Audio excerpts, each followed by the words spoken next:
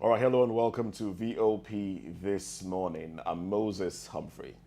And I'm Joy Adesowa Iromoseli. It's the second day of the NLC strike, and Nigerians are wondering if the first day had the required effect. Oh well, today we'll wait and see. Now, that's not the only thing that we'll be waiting on today. It's Judgment Day in Nigeria. Some say they are confident the verdicts will be in their favor, while others have certainly spent the whole night praying. February 25 was the presidential election date, but September 6th, that is today, is the day when the courts either affirm the outcome of the ballot or cause a major upset, the kind of which we have never seen in our country's 63-year history as an independent nation. Now, this plus, who will save the new Nigeria People's Party? Well, they promised the birth of a new Nigeria, but wound up with old names, old ways, and familiar outcome. Indeed, a court has stopped Kwankwaso's expulsion from the party's former national from the party's former national chairman Al-Khali, who has left its fold. Now, these topics will be our focus today. Wow. Well, in the meantime, we'd Amazing like topics to there. delve into the papers and find out what stories made it to the cover pages of the headlines. And we do have Cyril in our midst. Yeah, good morning, Moses. Good morning, Good morning, Cyril Abaku. Thank you, Joy. Welcome Thank to you, the Moses. show. Yeah. Thank you. Well, Cyril Abaku is VOP in-house analyst. Well, Joy, you may do the honors. Ladies first. Okay. That's what they say. Go ahead, please. Okay. All right. Before we delve in, we would like for you to, go to our YouTube page. It is Voice of the People on VOP TV. Okay. All right. So the first we're going into of course, the newspaper headlines, and we're starting with the Guardian newspaper, and there we have the major headlines, which says subsidies return as FG leverages NNPC to manage market shock. You can find that on page 6 of the Guardian newspaper, and right above that we have police on red alert as Nigerians await tribunal's ruling on presidential election. You can find that also on page 6 of the Guardian newspaper. And you also have Oyo Assembly approves Makinde's request to access 50 billion naira loan facility. You can find that on page 7 of the Guardian newspaper. And moving on, we have after 17 billion naira, Bauchi governor scores state low on education, blames civil servants. You can find that on page 4. And then you also have campaigners call for tax on wealthy as Nigeria attends G20 meeting. You can find that on page 3. And then EFC says anti-graft war when hunter becomes the game. Wow, that's interesting. You can also find that on page 4 of the Guardian newspaper. Then moving on, you have strike flops in Lagos as workers, banks shun NLC. You find that on page 2 of the Guardian newspaper. Okay, and so Cyril, you want to talk on the major headline, which says a subsidy return as FG leverages NNPC to manage market shock. No, but the reality, I've said it there before. I don't know if you remember, Moses, that the federal government has brought subsidy back. How does that even make you feel? That's indeed something. Well, I should say it makes me feel, it gives a horrible feeling. It gives a very terrible feeling because for what it is worth, if we are buying fuel at, let's say, 220, 230 with subsidy, we're not buying it at 595, 600 and In some places, yeah. now with subsidy again. So it means somebody didn't do his math properly. And my intervention this morning is to say, the president said it the other week at the NBA conference that he's ready to listen. I think he will do well to listen and listen good. Buhari was going to take subsidy away, I think, in the last month of his administration. He shelved it at the last minute, if you recall. And that was after they had gone to negotiate an $800 million World Bank loan. Oh, they called it concessionary loan or so. The federal government suddenly said that they gave some flimsy excuses and just said, let them push it over to the Tinubu administration. The problem with subsidy is that people in the past are taking monies, subsidy money in the name of as marketers who were not really marketers, or who came as marketers, took the money but then sold and didn't do a good job. Go after these people, take back the money they've stolen. That's one. Bring back that money, use it to develop the country. Then make sure that only those who can do subsidy are given monies for subsidy, so that way Nigerians can breathe. But the federal government thought that it could put the cart before the horse and then get things going the way they think they can get them going. It won't go that way. The question is, why has the dollar gone up? Why are we now at 950 naira, 1,000 naira to a dollar, and yet the price of fuel has not increased? It means government has gone to press something. Found a way to cushion it. They want to, yes, of course they have. And the NNPC told this, he is still the sole importer of petrol. All those are control mechanisms. They said it has become NNPC limited. And the question you ask yourself is, who then are the people taking up the liability? Who are the new owners? The Ministry of Finance, the Ministry of Petroleum, and the Ministry of God knows what. Clearly, the NNPC is still the government, is still a state-owned firm that is both player and regulator. So there's no need to play around it. The NNPC is still the regulator. They alone can import. Every other person wants to go to the NNPC with a cap and bow and say, please give us their daily bread. I mean, how do you run an economy like that? Government must make dollar available to people to be able to access dollar, and then allow them to import. Pending whenever it is you fix the refineries. All the lies about you fixing. Do you know our refineries have been told that I wish the refineries could speak. They've told them one minister comes and says March, you work in December. You work in December. You work it, and they never work. So what? Even when the engineers came and said we can make this work in one, federal government has kept mute. Moses shouldn't be bothered about these things.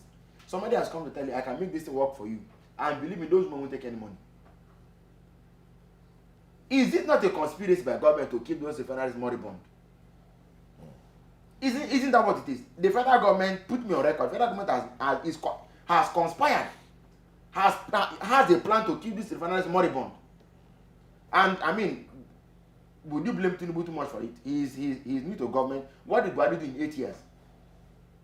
Make these things work or sell them up. In fact, it's better you sell them up the way they are, as scrap. Sell them up, because the lie they always tell you is that they want to take a loan and refurbish the refineries up to a certain level, then sell them. They don't do those things.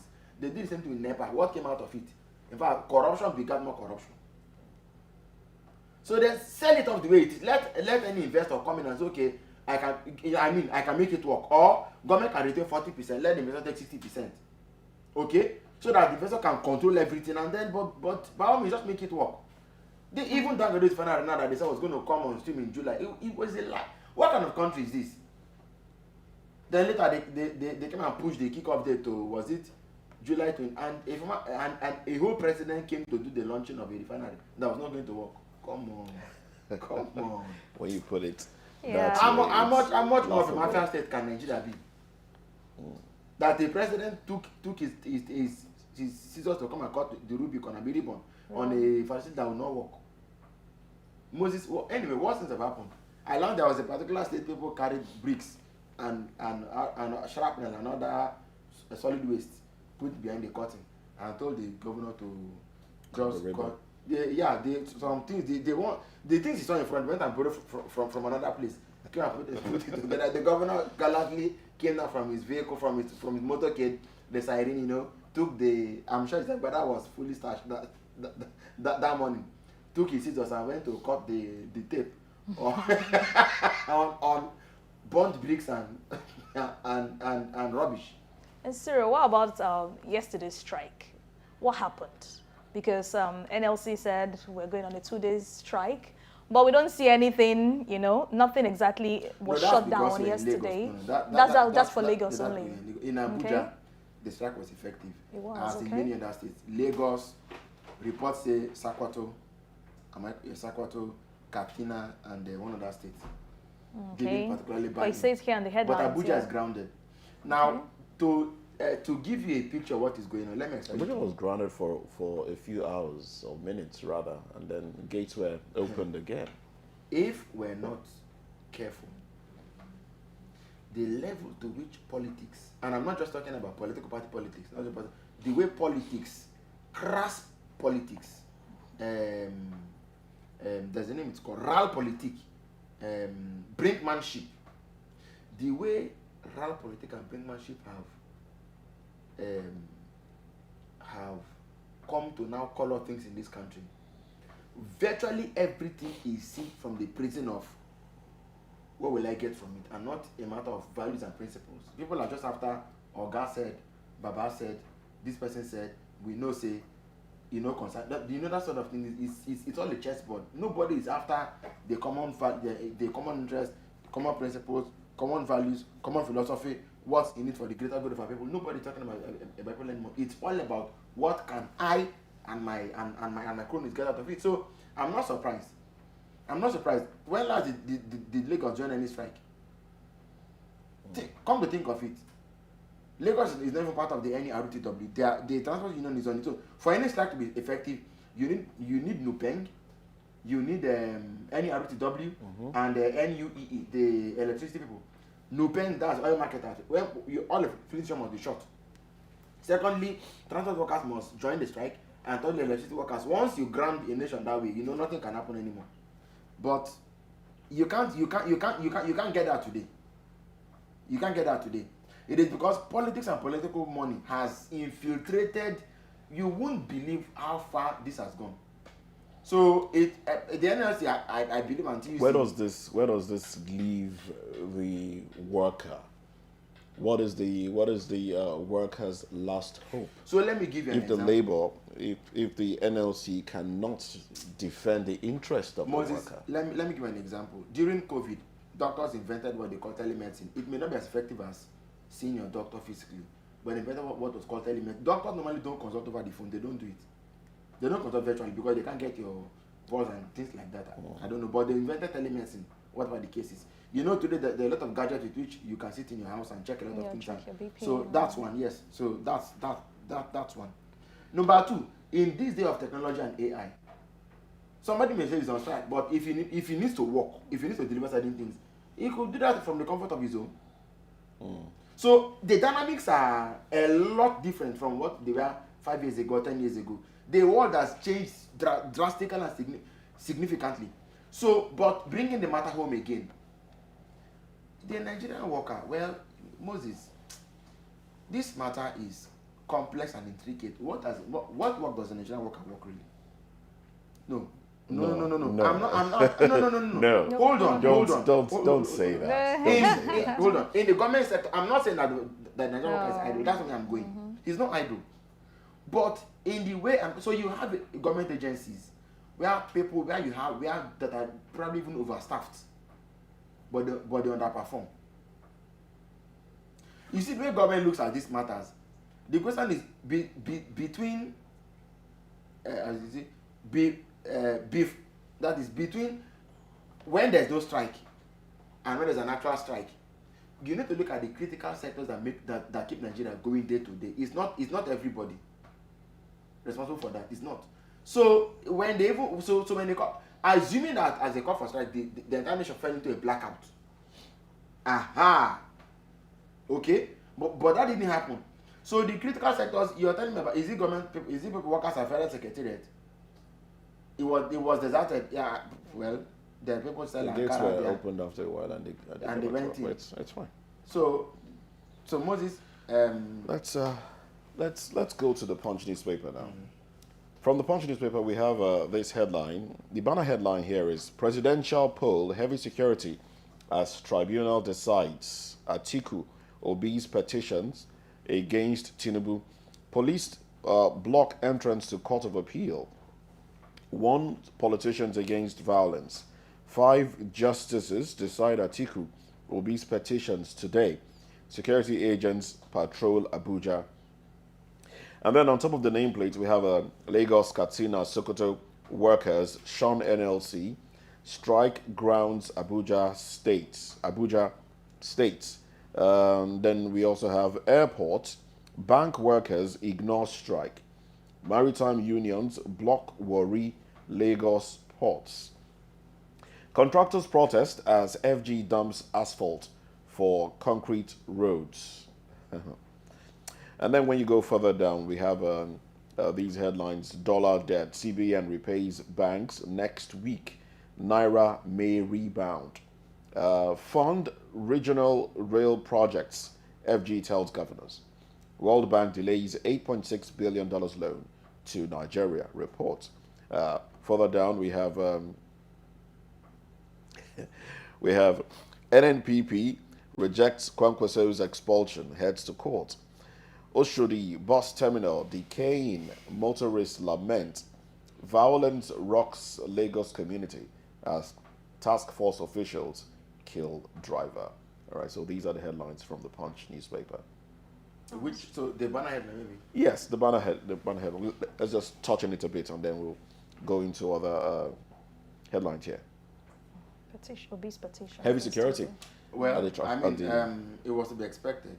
I was just asking you earlier that why are we beefing up security at the courts? The question is, are we going to war, or we are preempting what could be the outcome of the courts? Because I think ideally, democracy is a system where people should be willing to have fun, holding their opinions, have fun, believing what they believe, and standing. I knew fighting for it really, but that somebody is so certain this could lead to a breakdown of law and order. Maybe they have intelligence to back that up, but the reality is that if we turn the court area into what looks like a war zone or like a theater of conflict, is that still does that go well for the democratic image of any country?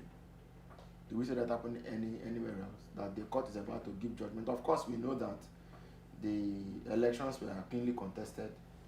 The stakes were very high. But in spite of that, this is simply the court going to give judgment on the outcome, on what they saw. So parties who are interested in what is going on, now they've even barricaded the entrance. What they lost is that everybody who is interested in the process should be able to see for themselves how it is going on. So how will they be able to do that? So today you block the entrance to the court and then beam it on live television. What does that? Does that not mean that you could have beamed even the process on TV? We know we've said this thing before. Of course. You've only whipped up a lot of interest and sentiment and stuff like that, and now we have to deal with the rebound. I just hope that judgment is delivered, and once the court has spoken, there's nothing anybody can do about it. So the court should sit and speak, and let's hear how they conclude, how they found the evidence in the suits. P2B, President Bola Tinubu, and ATIKU, and perhaps the man from the APM. All right. So fingers crossed on that. Eh? Fingers crossed on that. Sure, fingers crossed. We can't wait. Let's see how. Okay, you want to touch a little bit on fund regional rail projects. FG tells governor. Do you want to talk on that? The rail projects. We know that Nigeria right now people can't even fly. Taking a flight or booking a plane is like luxury for a lot of people. So they're resorting to using the roads. But even the roads are now costing like airfares of the days of yore. You want to go by road, you may be paying them about something to 40,000 naira, even 20 years. Then or now? Now. By road? Oh yes. Yes, by road. Oh yes. You can't take a bus going to the east or going to the south, going to Calabar or Port Harcourt. You're paying an air flight. An air flight fee. So for a road. Now you can imagine the price for the air flight now. So over the roof. Yeah, that's what I'm saying. That it's like a luxury. You want to book a flight to travel to Abuja from Lagos or Port Harcourt from Lagos. It's like luxury, but the reality has to be again brought to the table, which is the fact that perhaps when we variegate or diversify the means of transport, which will travel from Lagos by sea to any of the other coastal states, or by land, or by rail, or by air. Perhaps that way we would. So perhaps if the energy source for the rail for trains is cheaper to access than it is to access for cars and and for aeroplanes, then perhaps more people will want to go to. But how long will the it issue take of us security. Yeah, The but issue of security. and then how long will it take us? Because you're going to have to award a contract. The Chinese will come here and all kinds of things. Yeah, I don't think that should be a problem. But when will it not be ready? Well, the governors have It will take a 4 governor. years. A governor that has. I'm telling you that it will take some governors 12 years to do just that. You know how it is. With the dollar increase, now they go back to meet the contractor and renegotiate the contract. Another, the dollar keeps on fluctuating, go back and renegotiate. Even Lagos that launched the Blue Rail Line, when was it initiated? It has taken an eternity to bring it on stream. Even Sanwo-Olu, this is his second term. Well, government, they say, is a continuum. So these are the things they say. If they start. Even that has become propaganda. I mean, if you know what I mean. They use it to blackmail and ward you off. There was the governor in Abia that used, is it 6 years to build a bridge, or how many years? And when they asked him, he said, is it your business? You know, using so many years to build a bridge. It happened in Osun State, in Osogbo. There's a particular language that was going on forever. So these are the issues. I mean, it is worth taking that chance to say you can go by road, by rail, by air, by sea. Because Nigeria has all the natural resources to make this things happen for itself. But the question is, are we really serious? Are we really interested in making these things happen? If we were, believe me, if we were, there's a lot we can achieve in under 2 years. There's a lot we can. Do you know, for a long time there was this hue and cry over the federal government has all the powers. Now, before Buhari left, they've pushed electricity to state. All the governors are quiet. All right, let's move away. Let's go to another paper before we run out of time. The Daily Trust is next. From the Daily Trust, we have Nigerian pilgrims asked to deposit 4.5 million naira for 2024 Hajj.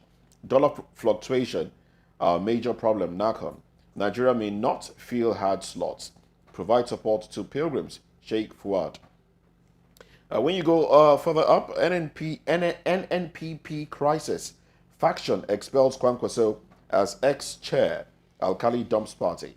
150 crude oil left incidents. 150 crude oil theft incidents occurred in 7 days. NNPCL. You want me to take that again? Okay, I will. 150 crude oil theft incidents occurred in 7 days. It's not 7 theft. days. It's not theft. NNPCL. I wonder why these editors keep on using the word oil theft. It's what they are told. It's not theft. As reported. All right.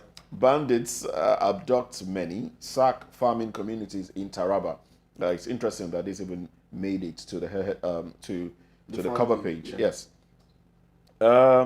Tinubu's 100 days in office. FG begs Nigerians for patience. 8 die in Lagos Ibadan Akure Owo road accidents. AFDB to provide $25 billion for Africa's climate finance by 2050. And then we have Lagos workers shun NLC as strike hits states. FCT. All right. So, Cyril.